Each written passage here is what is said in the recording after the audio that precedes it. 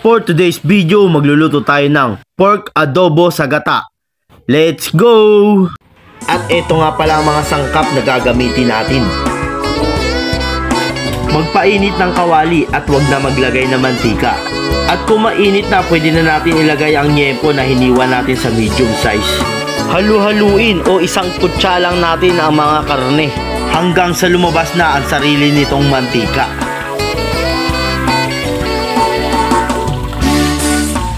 At kung okay na ang texture ng ating karne at marami na ito na i-produce na mantika, igilid lang natin ang mga karne.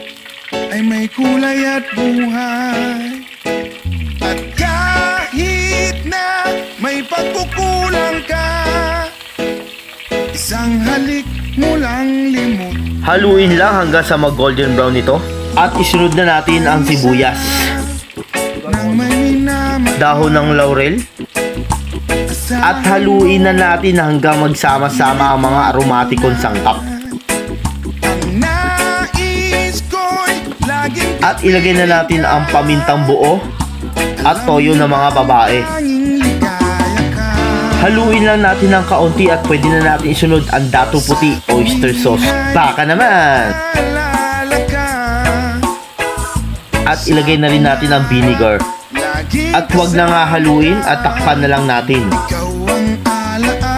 At makalipas na mahabang panahon na pagtitiis sa mga toyo ng mga misis nyo, pwede na nating isunod ang potato. At halu-haluin lang natin ito.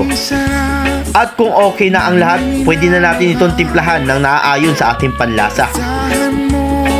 Lagyan ng kaunting bechin. At takpan lang natin ito at pakuluin hanggang lumambot ang potato. At kung okay na, pwede na natin ilagay ang ating gata. Nilagay ko pala sa freezer ang gata kaya ganyan ang texture. Halu-haluin lang natin ito. At shout out nga pala kay Gino sa nag-request ng niluto natin ngayon. Mabuhay ka hanggat gusto mo, kaibigan. At kung okay na, pwede na natin itong takpan at pakuluin lang natin ng ilang minuto. At eto na ang ating adobo sa gata. At kung umabot ka sa part na to, huwag mong kakalimutan mag-follow, like, and share. At i-comment mo na rin sa baba kung taga saan ka para malaman ko kung saan umabot ang video na ito.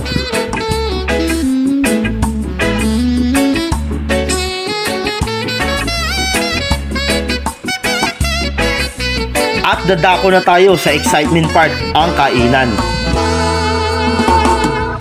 Sa tuwin ay naalala ka, sa pangarap laging kasama ka.